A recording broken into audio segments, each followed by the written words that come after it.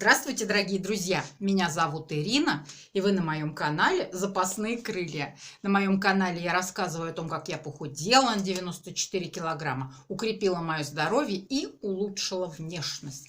Подписывайтесь, чтобы жителей нашего чудесного крылатого города стало как можно больше. И ставьте лайки. Не забыла. Сегодня я бы хотела поговорить с вами о разгоне метаболизма.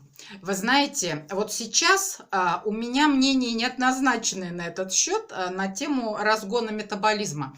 Вернее, стоит ли его разгонять, потому что все-таки по современным исследованиям продолжительность жизни напрямую зависит от замедления метаболизма. И животные с быстрым метаболизмом живут, как правило, гораздо меньше, чем животные с замедленным метаболизмом. Поэтому этот вопрос сейчас для меня, он открытый. То есть я не могу четкого ответа дать, хорошо это или плохо. Но вы знаете, когда я начинала худеть с большого веса, со 170 килограмм, со 160, то у меня был большой энтузиазм, хотелось как можно быстрее. И знаете, я ударяла по неприятелю, по ожирению, всем фронтом. То есть я старалась изо всех сил и применяла абсолютно все методы, то есть абсолютно все. Потому что главное тогда для меня был результат. И знаете, действительно в этом что-то есть, потому что когда очень сильно стараешься изо всех сил, и хочется, чтобы КПД был высокий. И поэтому я применяла все способы для разгона метаболизма, известные на тот момент. Для начала я бы хотела немного остановиться на том, что замедляет обмен веществ. То есть почему у нас с этим метаболизмом, с его замедлением проблемы. В первую очередь, это, конечно, низкокалорийные диеты. Кто на них сидел, все знают, что низкокалорийные диеты быстро и резко замедляют метаболизм. Поэтому я всегда, наученная горьким опытом, вас предостерегаю от этого опрометчивого шага сидеть на низкокалорийных диетах, потому что обмен веществ очень сильно просаживается, и вы потом, испытывая нечеловеческие муки, худеете по капле. То есть это очень обидно. Второе – это возраст. С возрастом метаболизм сам по себе замедляется. Поэтому происходит вот этот эффект набора веса у людей, у которых его раньше не было, с возрастом, которые продолжают питаться так же, как они и питались. Они не переедают, многие из них. Но просто организму нужно уже меньше калорий, а люди не делают поправку на это и питаются, как питались всю жизнь, будучи в нормальном весе. И из-за этого происходит возрастной набор веса. Вот именно поэтому. А третье, из-за чего происходит замедление, это низкая физическая активность. Этим многие грешат, особенно в наше время. Четвертое – это гормональный фон, то есть всевозможные гормональные сбои, сдвиги в организме. Они очень сильно влияют на обмен веществ. А сейчас я вам расскажу, как я разгоняла обмен веществ, когда я худела. И похудения у меня всегда были удачные, то есть когда я упиралась в эту проблему и со всех сторон ее решала, то результат, конечно, был всегда положительный результат. Первое, что я делала, я буду по пунктам просто перечислять мои действия в этом направлении. Первое, что я делала, я ввела себе в обязательном порядке стакан воды по утрам после пробуждения. Вы знаете, еще в ранней юности, когда мне было лет 17-18, мне попали в руки впервые такие, знаете, на ротопринте перепечатанные фиолетовые копии такие системы йогов. И тогда я впервые узнала, что это очень полезно, что они так делают, пить по утрам мелкими глотками стакан воды. И я помню, что тогда, еще в 17 лет, я это начала делать, и причем там было надо долго его пить. Потом был полный провал и забвение, и вот когда я начала худеть, из мглы веков это всплыло, и я пила стакан воды каждый день. И вы знаете, эта привычка у меня по сию пору осталась. То есть каждое утро, когда я просыпаюсь, я выпиваю стакан воды. Я считаю это полезным. И я это оставила навсегда у себя. Второе – это завтрак для разгона метаболизма. Я много читала об этом, и вот моя каша, она появилась не спонтанно. У нее были предпосылки. Это мои как бы вновь полученные знания, что для разгона метаболизма утром хороша каша с лецитином, то есть быстрые углеводы, и лецитин. Лецитин содержится в желтке яйца, а сейчас, как вы знаете, я вам много раз показывала, я пью такие большие по утрам капсулы лецитина из подсолнечника, потому что именно вот это сочетание быстрые сложные углеводы и лецитин, оно способствует, по мнению ученых, разгону метаболизма. И вы знаете, сейчас хоть я ничего разгонять не собираюсь, но эта привычка у меня тоже осталась. То есть я в кашу ем с лецитином. Третье. Что я делала? Тогда появилось такое новое знание, что чтобы обмен веществ был в тонусе и как бы разгонялся, нужно вот в течение, не длительная тренировка, а в течение дня через каждые полчаса 40 минут резко вскакивать с дивана и изо всех сил махать руками, ногами, прыгать в течение, допустим, 30 секунд. Но на пределе возможностей, просто вот прям как сумасшедшая. А потом снова садиться. И было написано, что вот подобные очень резкие и сильные упражнения, они сохраняют вот эту энергию движения, вот этот вот разгон метаболизма в течение часа. И то есть вот каждый час нужно было вскакивать и делать вот эти хаотичные движения, прыгать, махать руками, ногами.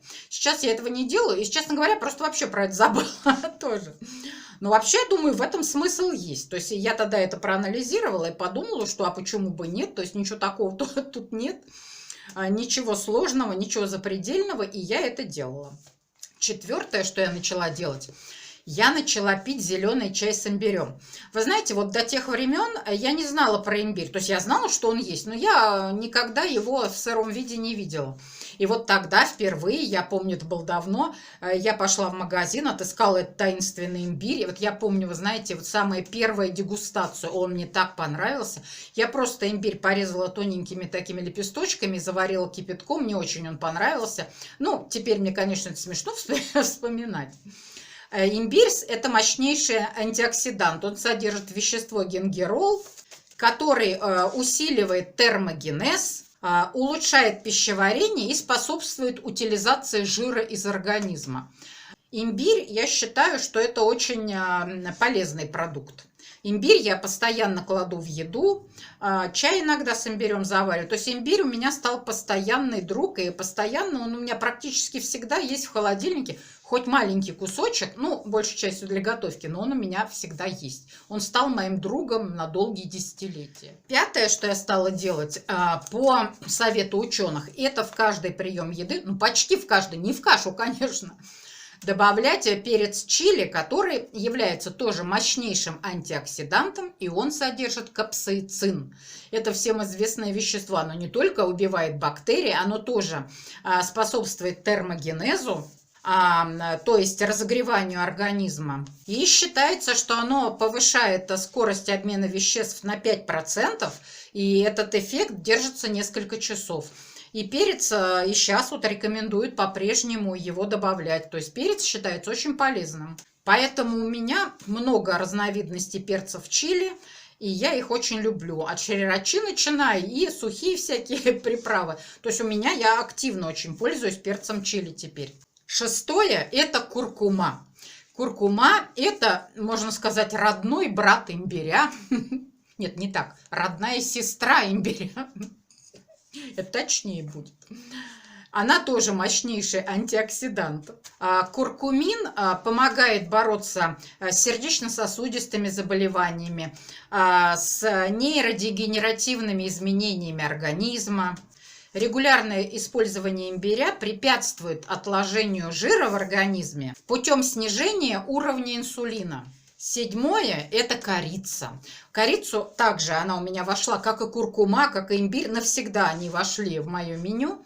Корицу, вы знаете, я всегда каждое утро кладу в кашу. Организм требует, и я и кладу. То есть постоянно требует. Нормализует кровяное давление и способствует снижению холестерина. А также помогает перерабатывать сахар, тем самым снижая его отложение в организме.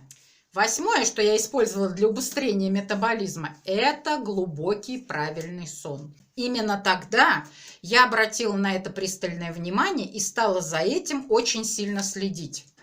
Причем важны именно первые 3 часа сна, они самые важные. И они должны быть, начинаться эти первые 3 часа от 10-11 часов вечера, не позднее. Это то время, когда еще вырабатывается в организме мелатонин. То есть не просто сон, а сон вот как бы в определенное время. Это, конечно, всегда сопряжено с огромными трудностями, потому что люди, у которых семья, и предположить, что они в 10 часов лягут спать, это маловероятно. К тому же в 10 часов летом очень шумно, светло, как днем. То есть это все сопряжено с большими трудностями. Я помню, в 10, конечно, у меня было нереально, но вот пол-11 в 11 у меня получалось. То есть это я смогла себе настроить вот этот сон. А плохое качество сна повышает уровень сахара в крови и резистентность его к инсулину. Я читала, что длительные нарушения сна даже могут привести к диабету, представляете? И что самое обидное в этом и опасное, это то, что плохой сон стимулирует гормон грелин и угнетает гормон лептин. То есть грелин отвечает за чувство голода, а лептин за чувство сытости. То есть вы понимаете, вот казалось бы, сон, вот подумайте, какая связь. Но связь прямая, как говорят ученые, что это связь прямая. Не доспал, переел. Девятое, что очень важное для разгона метаболизма, это есть большое количество белка. Большое количество белка можно съесть только в одном случае, если он не жирный. Вы понимаете, что если будет большое количество жирного белка и резко повысится калорийность, и это сведет на нет все ваши старания по сбросу веса. Вы знаете, я за этим следила очень тщательно, за белком. И вот оттуда у меня пошло добирание белка. Вот именно с того далекого времени. Вот в советские времена, мое поколение, мы жили, не зная слов таких калорий, белки, жиры, углеводы. Мы ели еду, которую нам продавали в магазине. То есть для нас была нормальная еда. Жареная картошка с луком. Прекрасная еда. Мы ее все любили, на ужин особенно. Макароны с сыром, прекрасная еда. И много было еды, я помню, активно ели всякие булочки, пирожки, то есть продукты, в которых белка практически нет. И как бы нормально это считалось нормой. Но после того, как нам все это объяснили, рассказали, показали, и тогда я стала обращать на это внимание и следить пристально за белком. И чаще всего тогда я ела не жирный именно белок. Сейчас я немного исправила. Я жирный белок по-прежнему не ем. Но я ем, вот, например, если творог, то 5%, молоко обычной жирности. Если мясо, имеется в виду курицу, то куриную грудку без кожи. То есть вот в таком разрезе. Свинину с жиром, который я считаю полезным, я ем редко. То есть, может быть, раз в неделю, раз в 10 дней. Вот где-то так. Единственное, что я всегда ем и стараюсь есть жирное, это рыбу. Потому что я считаю, что вот именно рыбий жир, он как бы не откладывается. Потому что я считаю, что рыбий жир, он не вредит нашему организму, а наоборот, он ему на пользу, только на пользу. И сейчас я продолжаю следить за белком. То есть у меня это вошло в привычку, до автоматизма дошло. И я вам много раз говорила, что вот если я чувствую, что я в течение дня не добираю белок, тогда я пью вечером протеиновый коктейль. Я его просто заливаю. Я заливаю, знаете, как 100 мл молока и остальное 300 мл воды. Иногда, если в калории не пролезаю, то молока не наливаю. Хотя 100 мл молока это всего 60 калорий обычного молока. И вот эти методы разгона метаболизма, то есть вот их сколько я вам перечислила, плюс диетическое питание, редуцированное, то есть с ограничением калорийности, и плюс ежедневная физическая активность. То есть я занималась быстрой ходьбой и делала 10 упражнений через день. 10 упражнений с гантелями. Это немного занимало, где-то 15 минут, там 20. Вот, через день я это делала. У меня были гантели 3 килограмма. То есть сначала были 1,8, я с ними начинала. а потом у меня были 3-килограммовые гантели. И вот эти комплексные меры, они всегда на 100% давали прекрасный, хороший, быстрый результат. И я думаю, что вот как бы по отдельности вот эти способы разгона метаболизма, тут получше поспал, тут поел побольше белка. Вот по отдельности, может, они не так выраженно работают, но когда все это в совокупности, мне кажется, что их эффект становится синергичным. То есть, соединяясь, они удесятеряют свою мощь. И я считаю, что вот эти все методы комплексные, они мне помогли сбросить основную массу жира. И мне хотелось бы узнать у вас, а у вас есть еще какие-то секретные способы разгона обмена веществ? Потому что я думаю, что знания никогда лишними не бывают. И я бы с удовольствием еще пополнила свою копилку, потому что наука не стоит на месте. И вы знаете, я думаю, что у каждого из нас есть какие-то хитрости свои собственные, которые могут помочь всем. Поэтому было бы интересно услышать новые способы разгона метаболизма. Ну вот, дорогие друзья, я вам рассказала, как я в свое время разгоняла метаболизм, чтобы быстрее и лучше и сильнее похудеть. Подписывайтесь и ставьте лайки. А в конце, как всегда, моя любимая аффирмация. С каждым днем моя жизнь чудесным образом становится лучше и лучше во всех направлениях. Пока!